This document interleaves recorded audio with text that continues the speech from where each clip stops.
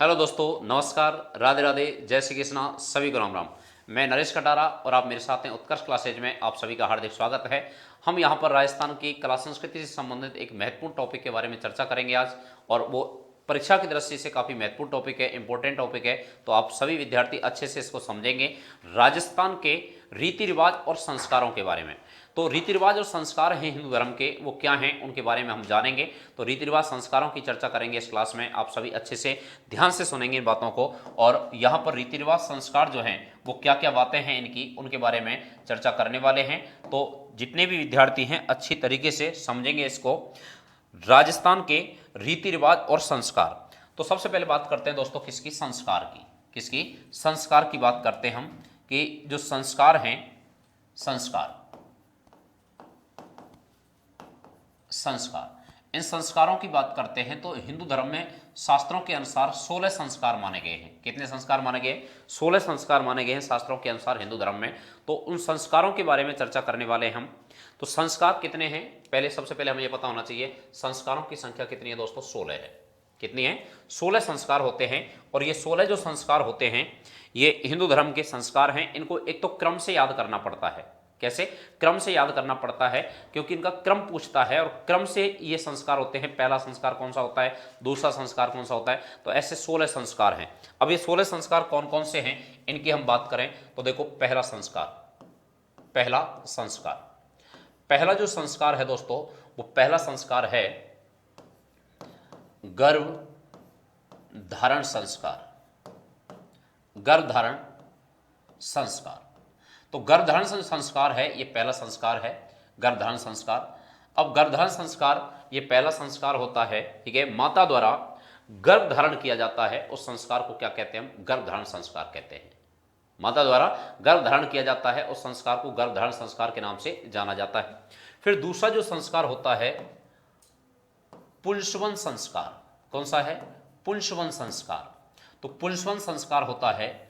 अब इसमें ये भगवान से प्रार्थना की जाती है, ईश्वर से प्रार्थना की जाती है कि जो गर्भस्थ शिशु है, जो गर्भ में जो शिशु है वो पुत्र के रूप में, क्योंकि हमारा जो समाज है वो पुरुष प्रधान समाज है, तो ये भगवान से प्रार्थना की जाती है क्योंकि आगे वंश वृद्धि होगी।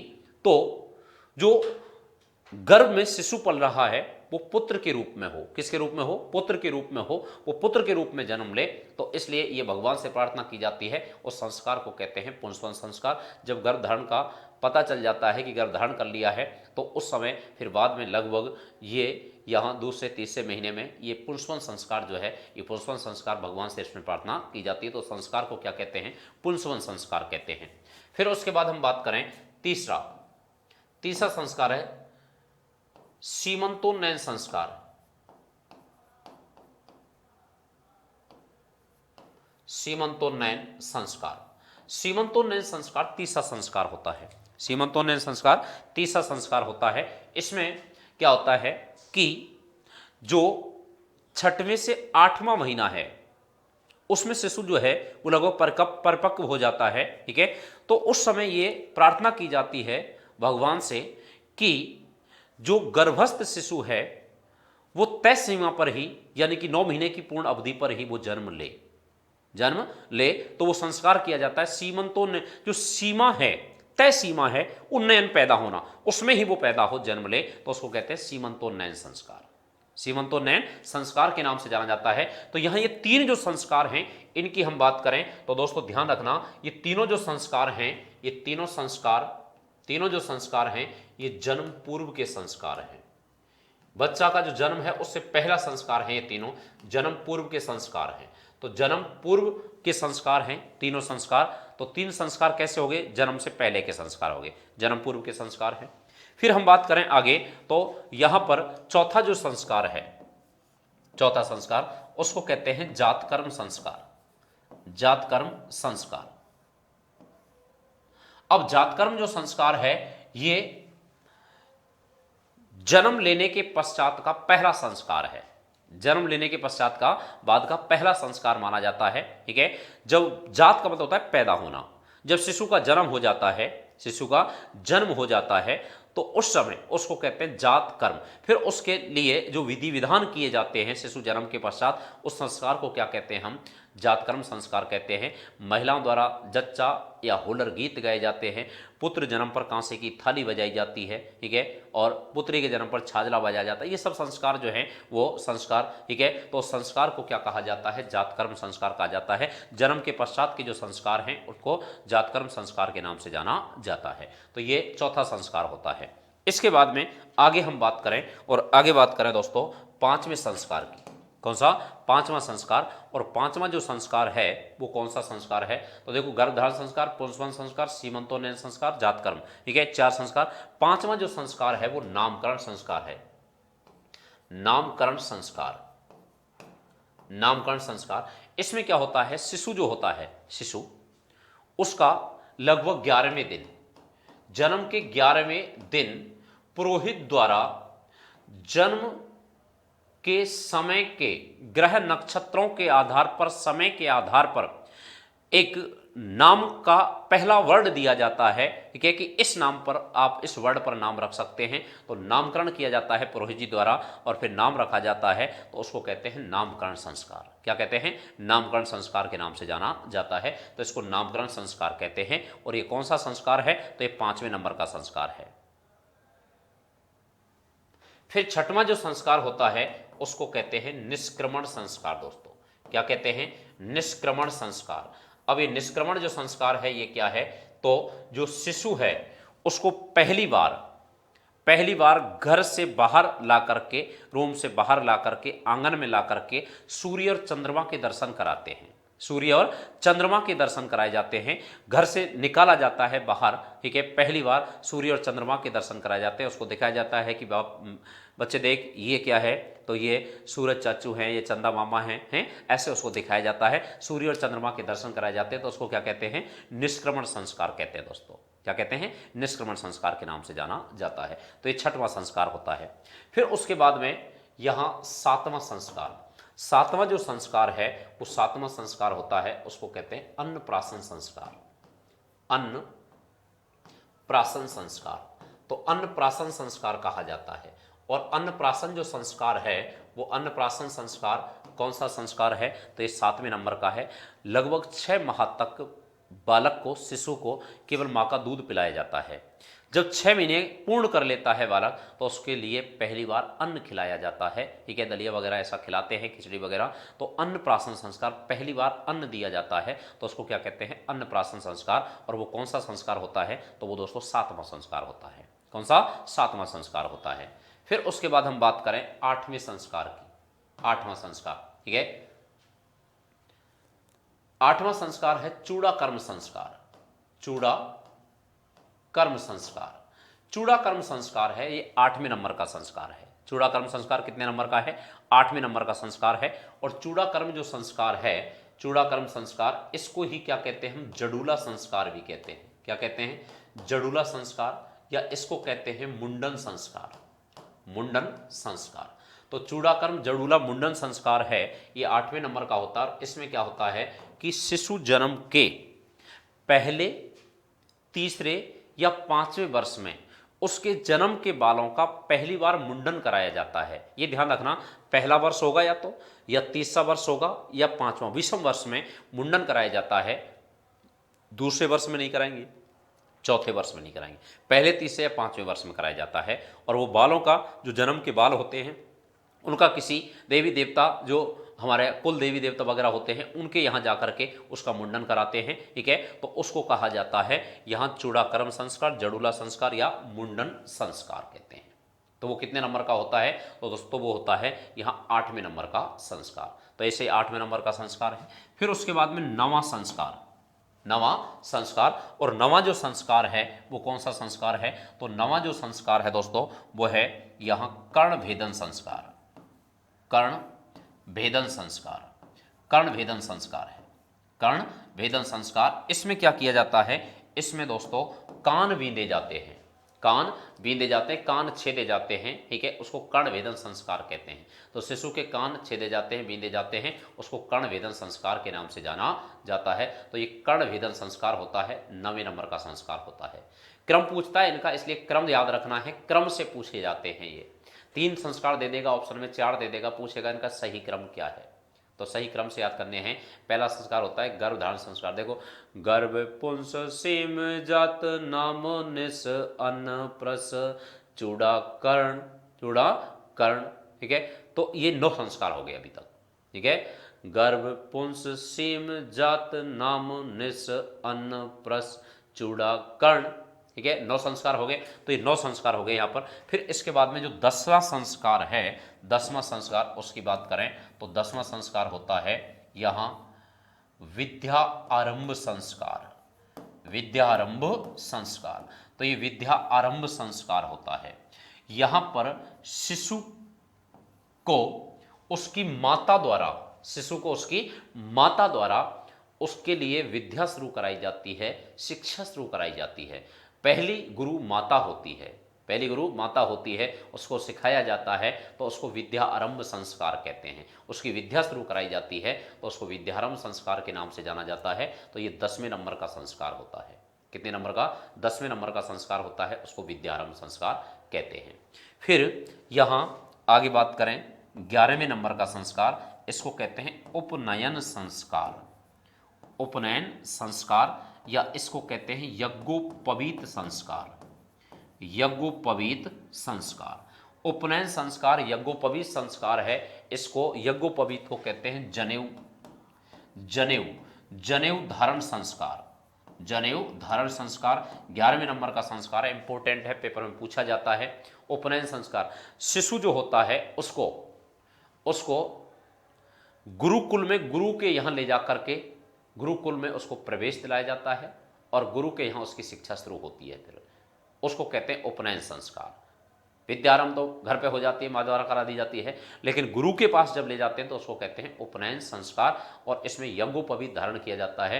यज्ञोपवीत गुरु जनेऊ धारण कराते हैं और वो जनेऊ धारण करता है, जनेऊ पहनते हैं, ठीक है, और वो गुरु द्वारा धारण कराया जाता है तो उसको कहते हैं यज्ञोपवीत संस्कार, जनेऊ धारण संस्कार कहा जाता है। इसको उपनयन संस्कार के नाम से जाना जाता है। गुरुकुल में शिक्षा शुरू कराई जाती है तो उसको क्या कहते हैं? उपनयन संस्कार। तो ये कौन से नंबर का संस्कार है? 11वें नंबर का संस्कार है। इसके बाद में दोस्तों 12वां संस्कार, और 12वां जो संस्कार होता है वो होता है यहाँ वेद आरंभ संस्कार। वेद आरंभ संस्कार, अब गुरुकुल में जो बालक है वो पढ़ रहा है गुरु के यहाँ, फिर उसके बाद में वो लगभग 16 वर्ष का हो जाता है तो उसको वेदों की शिक्षा शुरू कराई जाती है। किसकी? वेदों की शिक्षा शुरू कराई जाती है, उसको कहते हैं वेद आरंभ संस्कार। तो वेदों की शिक्षा शुरू कराई जाती है गुरु के द्वारा तो उसको क्या कहते हैं? वेद आरंभ संस्कार। वेद आपको पता है 4 वेद हैं, ठीक है, ऋग्वेद, यजुर्वेद, सामवेद, अथर्ववेद। तो उसको वेदों का ज्ञान दिया जाता है, वेदों के मंत्र रटाए जाते हैं, वेदों के मंत्र जो है उसको सुनाए जाते हैं, फिर वो उनको सुनता है गुरु से और फिर उनको रटता है, फिर गुरु को सुनाता है, ठीक है। क्योंकि इस समय जो शिक्षा का माध्यम था, जब ये नियम बनाए गए उस समय शिक्षा का माध्यम लिखित नहीं था, मौखिक था, तो वो मनन किया जाता था, उसको रटा जाता था। तो हमारे जो वैदिक मंत्र हैं, वेद हमारे कैसे हैं? वेद हमारे वो यहाँ पर धीरे धीरे वो मंत्र जो है वो ऋषियों ने वो शिष्यों को सुनाए, फिर उनके वो शिष्यों ने, फिर शिष्यों ने सुने, तो वो ऐसे चलते आए हैं, मौखिक चलते आए हैं। बाद में इनको लिखा गया है, लगभग गुप्त काल के समय आकर के इनकी लिखित रूप में परिणति हुई है, रचना हुई है। तो यहाँ वेदों की शिक्षा आरंभ कराई जाती है, और वेदों की शिक्षा जो आरंभ कराई जाती है दोस्तों, वो वेदों की शिक्षा आरंभ कराई जाती है गुरुकुल में, गुरु के द्वारा। लगभग 16 वर्ष का जब बालक हो जाता है तो उस समय 15-16 वर्ष की अवस्था में फिर उसको वेदों की शिक्षा कराई जाती है शुरू। जैसे हम 10th पास कर लेते हैं, उसके बाद में अलग सब्जेक्ट चूज करते हैं, कोई साइंस लेता है, कोई आर्ट लेता है, कोई कॉमर्स लेता है। ऐसे ही यहाँ पर जब 10वीं, जैसे लगभग बालक है वो 16 वर्ष की अवस्था में 10वीं पास कर लेता है, तो ऐसे ही यहाँ पर भी उस समय क्या था, लगभग बालक जब 15-16 वर्ष का हो जाता है तो उसको वो समझने लग जाता है, मैच्योर होने लगता है, तो उसको वेदों का ज्ञान दिया जाता है, वेदों का ज्ञान देना शुरू कर दिया जाता है, और वो वेदारंभ संस्कार 12वां संस्कार होता है, ठीक है। तो ये 12वां संस्कार है, कौन सा संस्कार? वेद आरंभ संस्कार। फिर हम बात करें 13वें संस्कार की। 13वें नंबर का जो संस्कार है उसकी बात करें तो 13वां संस्कार, और 13वां जो संस्कार है वो है केशांत संस्कार। केशांत संस्कार या इसको कहा जाता है गोदान संस्कार। गोदान संस्कार, तो केशांत संस्कार, गोदान संस्कार के नाम से इसको जाना जाता है। केशांत संस्कार कहते हैं, गोदान संस्कार कहते हैं इसको। तो केशांत गोदान जो संस्कार है, इसमें क्या होता है कि बालक के पहली बार सिर, दाढ़ी और मूछ के बालों का मुंडन कराया जाता है। ठीक है, जो विद्यार्थी पढ़ रहा है गुरुकुल में, उसके दाढ़ी मूछ आ जाते हैं लगभग यहाँ 18-19 वर्ष की अवस्था में। ठीक है, तो केशांत गोदान संस्कार। ठीक है, और फिर वो जब उसकी शिक्षा पूरी हो जाएगी तो उसके द्वारा गाय, गुरु को गुरु दक्षिणा में एक गाय भेंट की जाती है, तो उसको गोदान संस्कार कहते हैं। केशांत संस्कार, गोदान संस्कार कहते हैं। गुरु दक्षिणा में गाय दी जाती थी, गाय दी जाती थी, क्योंकि गुरुकुल में जो बच्चे रहते हैं वो गाय का दूध पिएंगे। ठीक है, ऐसे ही धीरे धीरे गाय बढ़ती जाएंगी, प्रत्येक विद्यार्थी द्वारा गाय भेंट की जाएगी। अब गुरुकुल में रहते थे, गाय चराया करते थे और गुरु के सेवा करते थे, और वहां पर गुरु के द्वारा मंत्रों को सुनते थे, पढ़ते थे। गुरुकुल शिक्षा पद्धति थी। तो तब उस समय ये नियम बनाए गए थे। संस्कार जो हैं वो वेदों में वर्णित हैं। ये तो संस्कार हैं, और वो संस्कार कितने? 16। उसमें केशांत गोदान संस्कार है। ठीक है, केशांत का मतलब है केशों का जो पहली बार मुंडन किया जाता है उसको केशांत संस्कार, और गाय दान दी जाती है गुरु को शिक्षा पूरी होने पर, तो उसको कहते हैं गोदान संस्कार। क्या कहते हैं? गोदान संस्कार कहते हैं। फिर उसके बाद में 14वां जो संस्कार है उसको कहते हैं समावर्तन संस्कार। समावर्तन संस्कार, समावर्तन संस्कार, या इसको कहते हैं दीक्षांत संस्कार। दीक्षांत संस्कार, दीक्षांत समारोह कहा जाता है, दीक्षांत संस्कार कहा जाता है। इसमें क्या होता है कि जब गुरुकुल में लगभग 25 वर्ष की अवस्था तक वो ब्रह्मचर्य का पालन करता है, ब्रह्मचर्य आश्रम में रहता है, और उस समय उसकी जब शिक्षा पूरी हो जाती है तो वो गुरुकुल से उसको विदाई की जाती है, गुरुकुल से उसको विदाई दी जाती है, और उस समय दीक्षांत संस्कार, फेयरवेल पार्टी की जाती है। समावर्तन यानी कि जो उसकी शिक्षा है वो समाप्त हो चुकी है। ठीक है, अब वो समाज में रहेगा, समाज में जाएगा, गृहस्थ जीवन व्यतीत करेगा, आगे विवाह होगा। ठीक है, तो समाज के नियमों का पालन करेगा, और जो ज्ञान लिया है उसको समाज को देगा, तो उसको कहते हैं समावर्तन संस्कार, दीक्षांत संस्कार। दीक्षांत संस्कार, समावर्तन संस्कार, ये 14वें नंबर का संस्कार होता है। 14वें नंबर का संस्कार होता है समावर्तन दीक्षांत संस्कार। फिर उसके बाद में दोस्तों संस्कार होता है यहाँ पर, और वो संस्कार होता है यहाँ 15वां संस्कार, और 15वां संस्कार होता है विवाह संस्कार। विवाह संस्कार, या इसको कहते हैं परिणय संस्कार। परिणय संस्कार, ठीक है, विवाह परिणय को ही कहते हैं। ठीक है, तो विवाह या परिणय संस्कार है, और विवाह या परिणय जो संस्कार है, ठीक है, ये होता है 15वां संस्कार। 15वां संस्कार। अब यहाँ पर जो गुरुकुल में विद्यार्थी था वो घर आ चुका है, उसकी शिक्षा पूरी हो चुकी है, अब वो समाज में प्रवेश करेगा और समाज के दायित्वों का निर्वहन करेगा, उसके लिए उसका विवाह किया जाता है, और विवाह होगा, परिणय विवाह होता है। ठीक है, तो विवाह संस्कार ये जीवन रहते हुए अंतिम संस्कार होता है।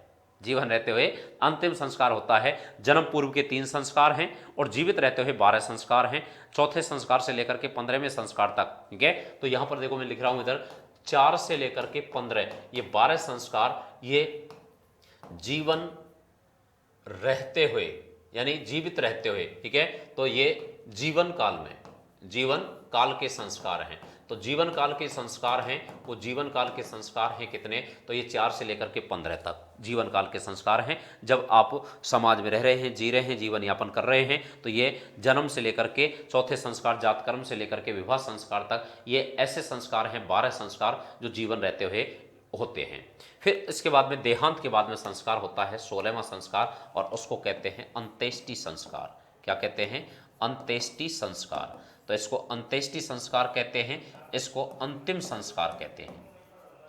क्या कहते हैं? इसको अंतिम संस्कार कहते हैं। तो ये अंत्येष्टि या अंतिम संस्कार है, ये देहांत के बाद में किया जाता है, मरने के बाद में किया जाता है, मृत्यु के बाद में किया जाता है, निधन के बाद में किया जाता है। ठीक है, अंत्येष्टि संस्कार, अंतिम संस्कार किया जाता है शमशान में ले जा करके। ठीक है, और फिर चिता पर दाह संस्कार किया जाता है, उसको अंत्येष्टि संस्कार कहते हैं, अंतिम संस्कार कहा जाता है। तो ये ऐसे 16 संस्कार हैं, और ये 16 संस्कार माने गए हैं किसमें? हिंदू धर्म में। तो हिंदू धर्म में संस्कारों की संख्या कितनी है दोस्तों? 16 मानी गई है। हिंदू धर्म में संस्कारों की संख्या कितनी मानी गई है? 16 मानी गई है। ठीक है, तो 16 संस्कार माने जाते हैं, और 16 संस्कार हैं, इनमें पूरा जीवन जो है हमारा व्यतीत होता है। तो ऐसे ये 16 संस्कार हैं। आगे हम बात करें, ये तो संस्कार थे, बात करें आगे हम रीति रिवाजों की। रीति रिवाजों की, ठीक है, तो यहां रीति रिवाज हैं, इनकी बात करें तो रीति रिवाज जो है हिंदू धर्म में, उनको हम रीति रिवाजों को 3 भागों में बांटते हैं। कितने भागों में विभाजन करते हैं इसका? तीन भागों में विभाजन कर लेते हैं रीति रिवाज, जो रीति रिवाज होते हैं उनको। तो तीन भागों में बांटा जाता है रीति रिवाजों को। अब तीन भाग कौन कौन से हैं, तो तीन भाग जो हैं उनकी हम बात करें तो एक तो होते हैं जन्म संबंधी रीति रिवाज। किससे संबंधित होते हैं, जन्म से संबंधित। तो एक तो होते हैं दोस्तों जन्म संबंधी, जन्म संबंधी रीति रिवाज, जन्म संबंधी रीति रिवाज होते हैं, ठीक है। तो एक तो जन्म संबंधी होते हैं फर्स्ट, सेकंड जो है वो होते हैं, यहां हम बात करें तो एक तो जन्म संबंधी और एक है विवाह संबंधी, विवाह संबंधी। अध्ययन की सुविधा की दृष्टि से हम इनको तीन भागों में बांट लेते हैं। तो एक है विवाह संबंधी, एक है जन्म संबंधी और एक तीसरे हैं दोस्तों, और वो तीसरे हैं यहां पर शोक संबंधी, शोक संबंधी रीति रिवाज,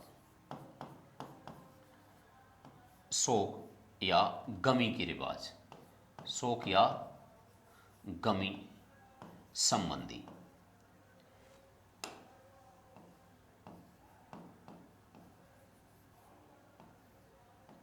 शोक या गमी संबंधी। तो ऐसे जो रीति रिवाज हैं वो रीति रिवाज उनको कितने भागों में बांटा जाता है, तीन भागों में बांटा जाता है दोस्तों। तो तीन भागों में ये रीति रिवाज संस्कार बांटे जाते हैं, ठीक है, जिसमें एक तो जन्म संबंधी होते हैं, एक विवाह संबंधी होते हैं और एक शोक या गमी के रिवाज होते हैं।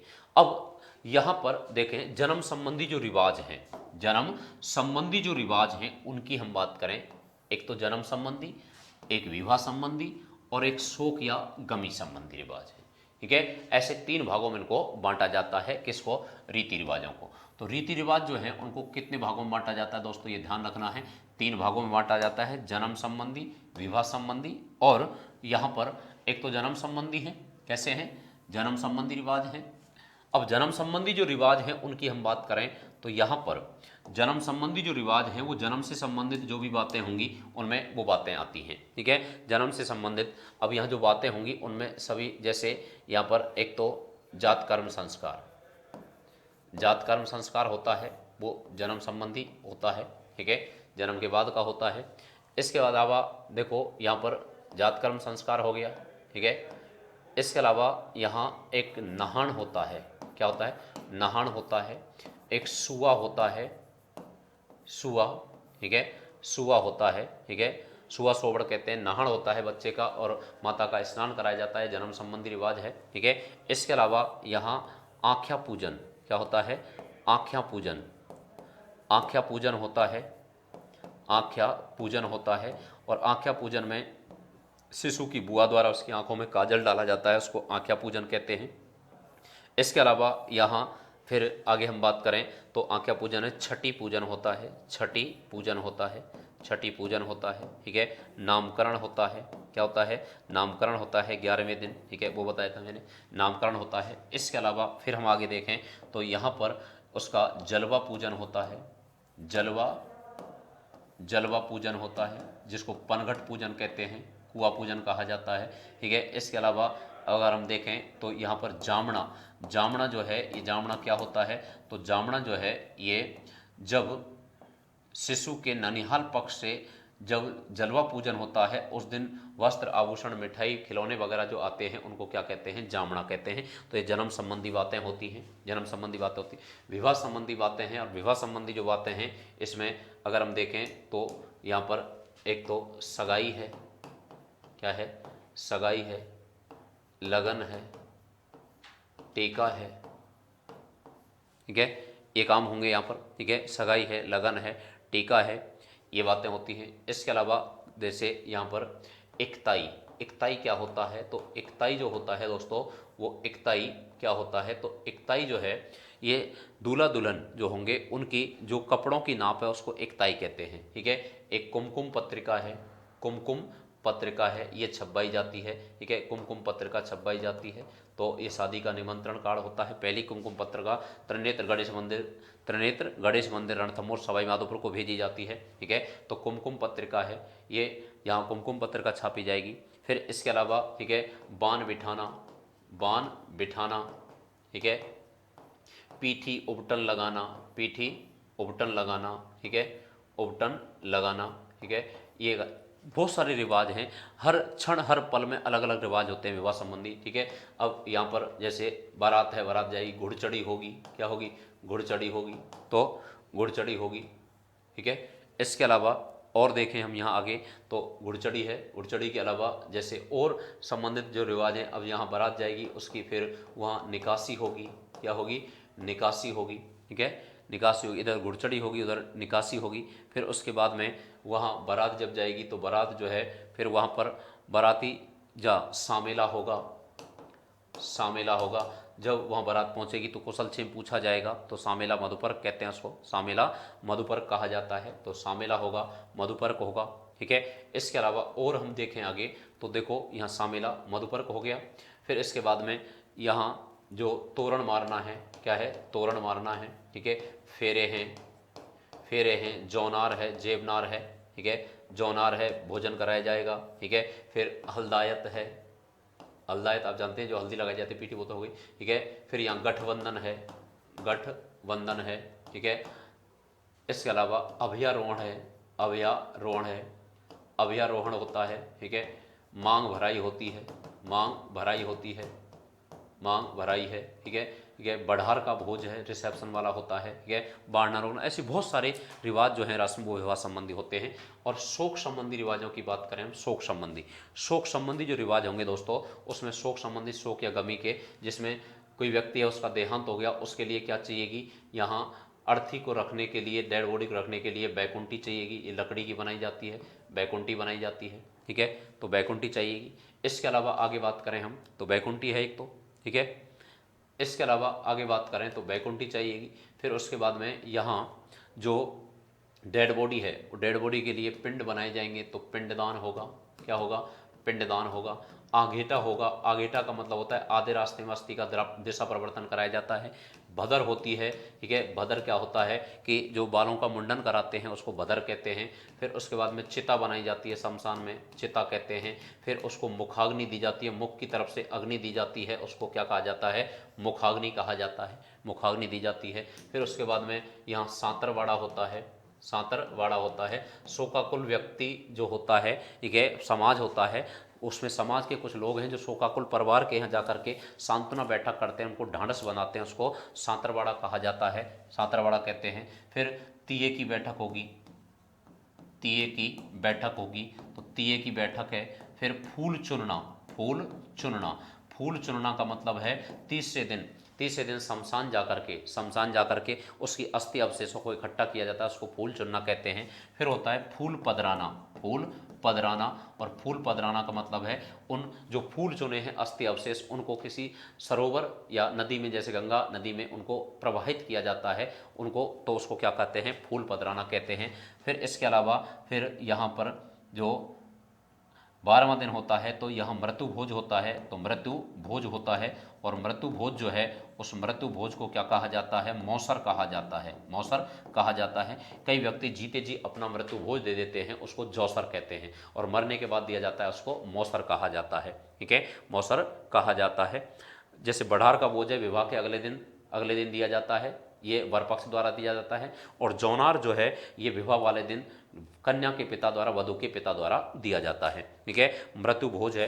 फिर इसके बाद में यहाँ पर अगर हम देखें तो पगड़ी की रस्म है, क्या है, पगड़ी की रस्म है, पगड़ी बांधी जाती है। मृत व्यक्ति के बड़े पुत्र को उत्तराधिकारी घोषित करता है समाज, और उसके सिर पर क्या बांधता है, पगड़ी बांधता है, तो वो पगड़ी बांधी जाती है, तो उसको पगड़ी जो है वो पगड़ी की रस्म कहा जाता है। फिर एक वर्ड होता है ओख, ओख क्या होता है कि किसी व्यक्ति का किसी त्योहार के दिन अगर देहांत हो जाता है, किसी व्यक्ति का किसी त्योहार के दिन अगर देहांत हो जाता है, तो दोस्तों उसको कहा जाता है ओख कहा जाता है, उसको क्या कहते हैं, ओख कहते हैं, तो उसको ओख के नाम से जाना जाता है। तो ये हमारे क्या है, रीति रिवाज हैं। 3 प्रकार के रीति रिवाज होते हैं, जिसमें जन्म संबंधी, विवाह संबंधी और शोक या गमी के रिवाज होते हैं, शोक या गमी के रिवाज होते हैं। तो संस्कार हैं, संस्कारों की संख्या कितनी होती है दोस्तों, 16। संस्कार कितने माने गए? 16। और रिवाज कितने माने गए हैं? तो रिवाज जो है वो 3 प्रकार के होते हैं, जन्म संबंधी, विवाह संबंधी, शोक और गमी के रिवाज, शोक और गमी के रिवाज। तो ये बातें हैं रीति रिवाज और संस्कारों की, ठीक है,